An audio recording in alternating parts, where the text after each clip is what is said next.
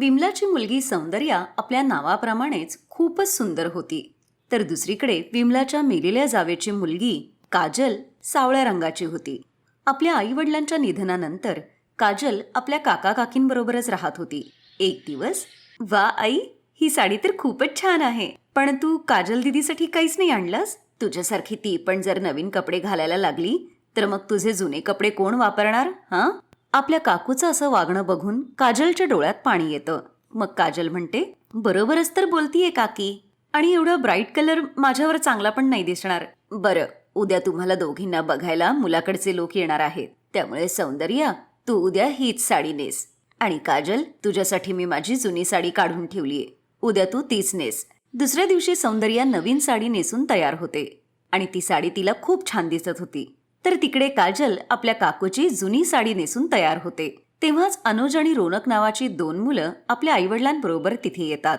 अनुज साधारण आणि गरीब घरातला मुलगा होता, तर रोनक शहरात राहणारा एक श्रीमंत घरातला मुलगा होता. सौंदर्य आणि रोनक एकमेकांना पसंत करतात, तर काजल आणि अनुजही या लग्नासाठी होकार देतात. शुभशकून म्हणून सौंदर्याची सासू तिला 51,000 रुपये देते. तर गरीब अनुजची आई आशा काजलला 101 रुपयाचा शगुन देते. विमला 3 महिन्यानंतर दोघींचंही लग्न करते. रौनकचं लग्न अगदी धूमधडाक्यात होतं, तर गरीब अनुज साध्या पद्धतीनेच वरात घेऊन येतो. रौनकच्या लग्नात त्याच्या घरातले लोक सौंदर्यासाठी हिऱ्यांचे दागिने घेऊन आले होते, तर अनुज मात्र काजलच्या गळ्यात फक्त काळ्या मण्यांचं मंगळसूत्रच घालतो. लग्नानंतर दोघी बहिणी आपापल्या सासरी येतात. काजलचं घर फक्त 2च खोल्यांचं होतं आणि तिथे तिचं स्वागत करायला फक्त 2-3च बायका होत्या. तिची सासू हातात औक्षणाचं ताट घेऊन उभी होती. ये सुनबाई, लक्ष्मीच्या पावलांनी या घरात ये. आई, हिची चांगली दृष्ट काढ, म्हणजे हिला आयुष्यात कधीही त्रास होणार नाही. माझी सासू आणि नवरा खरंच किती चांगले आहेत, माझी किती काळजी घेत आहेत. दुसरीकडे गृहप्रवेश करण्यासाठी सौंदर्या आपल्या सासरच्या घरी उंबरठ्यावर उभी होती. तिच्या सासरचं घर म्हणजे एक हवेलीच होती. खूप सारे पाहुणे तिथे उभे होते. बँड बाजाही जोरदार सुरू होता. रोनक, आईना सांग ना की आता गृहप्रवेश करूयात म्हणून. मी उभी राहून राहून दमलीये. अगं थांब ना सौंदर्या, तू बघतीयस ना आई किती खुश आहे. तिच्या एकुलत्या एक मुलाचं लग्न आहे, तिला एन्जॉय करू दे. तोपर्यंत सौंदर्या खूपच दमलेली होती. आपल्या पहिल्या रात्री रोनक आपल्या बायकोला गिफ्ट म्हणून कारची चावी देतो. अरे वा, एवढं महागडं गिफ्ट! तुझा नवरा खूप मोठा बिझनेसमॅन आहे, हे सगळे गिफ्ट तर तो आपल्या बायकोला देऊ शकतो ना. असेच काही दिवस गेले. एक दिवस सौंदर्या काजलला भेटायला तिच्या सासरी गेली. माझी जी काही स्वप्न होती ना, रोनक त्याही पेक्षा जास्त करतो माझ्यासाठी. महिन्यातले अर्धे दिवस तर तो बिझनेस ट्रिपसाठी बाहेरच असतो आणि येताना माझ्यासाठी खूप सारे गिफ्ट्स घेऊन येतो. आता जेजूंसारखं तर छोटं मोठं दुकान तो काही चालवत नाही, मोठी कंपनी चालवतो तो. मी ज्या कारमधून आता आलीये ना, ती कारही त्यांनीच गिफ्ट केलीये मला. बरं दीदी, तुझं या गरिबीत कसं चाललंय? खरं सांगू, माझ्या घरच्या कामवाल्या सुद्धा तुझ्यापेक्षा चांगले कपडे घालतात. भलेही माझा नवरा गरीब आहे, पण तो माझ्यासाठी स्वतःचा जीव देतो, माझ्यासाठी वेळ काढतो, माझी खूप काळजी घेतो. मला माहिती आहे की माझ्या या घराची किंमत तुझ्या कारपेक्षा कमी आहे, पण तरीही मी इथे खूप खुश आहे. सौंदर्य आपल्या बहिणीचं असं बोलणं ऐकून तिथून निघून जाते. असेच काही दिवस जातात. एक दिवस रोनक परदेशी जातो आणि तो 2 महिने परत येतच नाही आणि सौंदर्याशी सुद्धा तो नीट बोलत नव्हता. सौंदर्य एकटीच राहून आतल्या आतच मरत होती. एक दिवस ती काजलला फोन करते. तू बरोबर बोलत होतीस दीदी, मी श्रीमंत तर आहे, पण श्रीमंत असूनही एकटीच आहे. माझ्या नवऱ्याची वेळ आणि साथ मिळवण्यासाठी अगदी भिकाऱ्यांसारखी तरसत असते, पण बास, आता मला हे अजून सहन होत नाही. मला नकोय असं जीवन. सौंदर्य स्वतःच्या हाताची नस कापते. हे सगळं बोलणं ऐकून काजल आपल्या नवऱ्याला घेऊन सौंदर्याच्या घरी जाते आणि तिला हॉस्पिटलमध्ये घेऊन जाते. तिथे डॉक्टर तिचा जीव वाचवतात. रोनकला जेव्हा हे कळतं तेव्हा तो ताबडतोब भारतात येतो. तू मला एकदा निदान सांगायचं तर होतंस ना सौंदर्या, हे सगळं मी तुझ्यासाठीच तर करतोय. मला हे पैसा, धन, दौलत काहीच नकोय. मला फक्त तुझं प्रेम हवं आहे रोनक. त्या दिवसानंतर सौंदर्याला आपल्या चुकीची जाणीव होते आणि मग ती आपल्या बहिणीशी कधीच मतभेद करत नाही, कारण आता तिला श्रीमंत आणि गरीब नवऱ्यामधला फरक चांगलाच कळाला होता.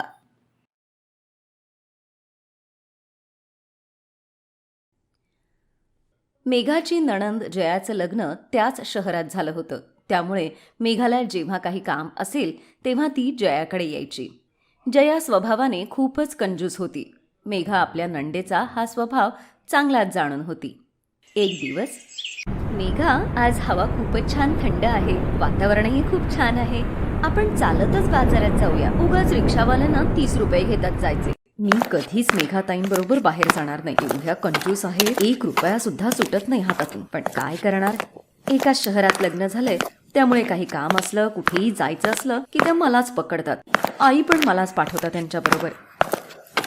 बघितलं, चालत चालत आपण किती लवकर पोहोचलो ना बाजारात. वेळेत पोहोचलो आणि रिक्षाचे 30 रुपये पण वाचले ना. तसे डॉक्टरही सांगतातच की चालणं आरोग्यासाठी उत्तम असतं.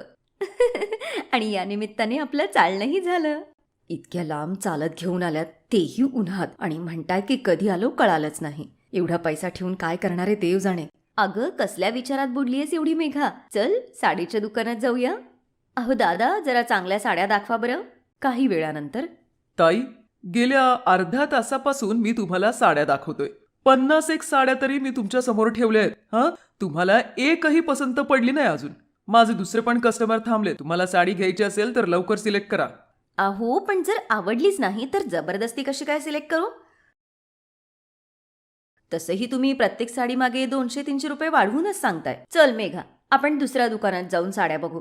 हे नीट दाखवतही नाहीयेत आणि त्यांच्या दुकानात तेवढ्या चांगल्या साड्या पण नाहीयेत. घ्यायची तर नसते साडी, पण उगाच टाइमपास करायला येतात इथं. कसले कसले कस्टमर समोर येतात रे देवा. काय म्हणालास तू? चला ना मेघाताई, आपण दुसऱ्या दुकानात जाऊन बघू. हा दुकानदार जरा खूपच आगाऊ होता ना. त्याला माहित नाही मी किती पैशावाली आहे ते. मनात आणलं तर पूर्ण दुकान विकत घेईन त्याचं. मी काय कंजूस थोडीच आहे. उगाच काहीतरी बोलत होता. मी पण बाजारात खरेदी करायला चाललीये ना. हे देवा, कुठे फसले मी या कंजूसच्या बरोबर येऊन. माझा अर्धा दिवस खराब केला यांनी. बाजारात घेऊन तर येते, पण विकत काही घेत नाही. नखरे बघा किती. मला फिरवून फिरवून माझ्या पायाची भिंगरी केलीये. एकतर एवढी भूक लागलीये मला. समोर पाणीपुरीची गाडी पण दिसतीये. विचारून तर बघते. तसंही खाणार तर नाहीतच त्या. चांगली नाही म्हणून नकार घंटा तर लावतीलच. मी एकटीच खाईन मग. जया दीदी, चला ना, आपण समोर पाणीपुरीची गाडी दिसतीये, तिथे जाऊन पाणीपुरी खाऊया. हो, भूक तर मला पण लागलीये ग. चल, तू माझ्या बरोबर बाजारात आलीयेस, पण माझी एक अट आहे. पाणीपुरीचे पैसे मीच देणार. वा, आज सूर्य कुठे उगवला म्हणायचा. या मला म्हणतायत की पाणीपुरीचे पैसे स्वतः देणार म्हणून. चला बघते तरी किती खाऊ घालतायत ते. भैया, जरा 2 प्लेट पाणीपुरी द्या. त्या दोघी पाणीपुरी खातात. थोड्या वेळानंतर, किती पैसे झाले भैया? दोघींच्या 2-2 प्लेट झाल्या ताई. तुमचे 80 रुपये झाले दोघींचे मिळून. भैया, तुम्ही तर पुऱ्या कमी दिल्या आणि म्हणताय की 2 प्लेट झाल्या. काय ग मेघा, तू मोजल्या होत्यास का? मी तर कशाबशा 3च पुऱ्या खाल्ल्या. तू किती खाल्ल्यास? मी मोजल्या नाहीत ताई, फक्त खातच होते. मला माहितीये, मी फक्त 3च खाल्ल्या. बरं, आता एक गोडपुरी आणि सुखीपुरी द्या बरं. अरे, माझ्याजवळ तर सुटे पैसे नाहीयेत. 500-500च्याच नोटा आहेत सगळ्या. एक काम कर ना ग, तू आत्ता 80 रुपये दे, मी तुला घरी गेल्यावर देते. उगाच 500 रुपयाची नोट मोडली ना तर सगळेच पैसे खर्च होतील. ताई, आता रिक्षा करूया, सामानही आहे खूप हातात. मी पण तोच विचार करत होते मेघा, की रिक्षानेच घरी जाऊया. अगं, पण मला रस्त्यात जाता जाता टेलरकडून माझा ड्रेस घ्यायचाय. त्याला शिवायला देऊन खूप दिवस झाले. त्याचं घर खूपच आत आहे आणि रिक्षावाले तेवढ्या आत यायला खूपच जास्त पैसे मागतात. एक काम करूया, आपण हळूहळू चालत जाऊया. मी ड्रेसही घेईन आणि तिथून जवळच आहे आपलं घर. मग मेघा बिचारी काही बोलू शकत नव्हती, कारण जया तिची मोठी नणंद होती. तिच्या पुढे तिला बिचारीला काही बोलता येत नव्हतं, म्हणून ती गुपचूप घरी परत आली. काय झालं मेघा, पायाला काही लागलंय का? आई, मेघाचे पाय माझ्यामुळे दुखतायत. रस्त्यातच मी विचार केला की रिक्षाने येईन म्हणून, पण रिक्षाच मिळाली नाही. म्हणून मी आणि मेघा चालतच घरी आलो. म्हणून ती बिचारी थकलीये. नाही नाही आई, असं काही नाही. तुम्ही दोघी बसा, मी चहा करून आणते. काय झालं मेघा, शॉपिंग केलीस का ताई बरोबर? अगं, एवढी रागात का आहेस? काय झालं? तेच रोजचंच रडगाणं. खरंच इतक्या कंजूस आहेत ना त्या. त्यांच्याबरोबर बाजारात जाणं म्हणजे डोकं खराबच होऊन जातं. मेघा, ताई आत्ता नाही, लहानपणापासूनच खूप कंजूस आहे. एकदा तर आम्ही आणि मोहन काकांची मुलं एकत्र राहत होतो, तेव्हा एकदा काकांनी सगळ्यांना बर्फीचा एक तुकडा दिला. आम्ही सगळ्या मुलांनी एका घासात तो संपवला आणि जयाताईने त्या बर्फीच्या तुकड्याचे छोट्या छोट्या गोळ्या तयार केल्या आणि सांगितलं, आणि हे आता जास्त दिवस खाता येईल. दीदी कंजूस नाही, महाकंजूस आहे. जाऊ द्या, मला आता चहा देऊ देत आधी त्यांना, नाहीतर लगेच आवाज देतील अजून चहा का नाही आला म्हणून. मेघा सगळ्यांसाठी चहा घेऊन जाते. तेव्हाच जया एका कागदावर काहीतरी लिहित होती. हे घे, आधी चहा तर पी. मेघा चहा करून घेऊन आलीये, नंतर तू तुझा हिशोब लिहित बस सगळा. आई थोडा वेळ थांब ना, एकच आठवडा राहिलाय अगं कांचनच्या लग्नासाठी. आत्ता येऊन म्हणतील नाहीतर अजून काहीच व्यवस्था झाली नाही म्हणून. जया दीदी, तू माझ्याबद्दलच बोलत होतीस का? मला माहितीये तू आजही काही खरेदी केलं नसशील. सगळी दुकानं फिरून फिरूनच घरी आली असशील. एवढी कंजूसी का करतेस तू दीदी? हे बघ, मी माझी मैत्रीण प्रीतीबरोबर जाऊन माझ्या एंगेजमेंटसाठी हे नेकलेस पण घेऊन आले. केलास ना उगाचच फालतू खर्च. मी तुला अशा दुकानात घेऊन गेली असते की जिथं या सगळ्या ज्वेलरी कमी पैशात मिळाल्या असत्या, पण तू माझं ऐकतेस कुठं? तुला वाटतं मी काही तुला चांगली खरेदी करून देणार नाही.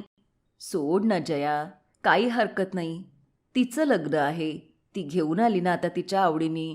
काय झालं मग एवढं त्याच्यामध्ये? तू तुझं डोकं शांत ठेव. आई, पाहुण्यांना ज्या देण्याघेण्याच्या साड्या घ्यायच्यात मी तुला सांगितलं होतं ना, एका दुकानात खूपच कमी दरात मिळतात त्या साड्या. मी उद्याच मेघाला माझ्याबरोबर तिथे घेऊन जाते आणि खरेदी करते. अरे देवा, आता ही उद्या पण माझं असंच डोकं खाणार का?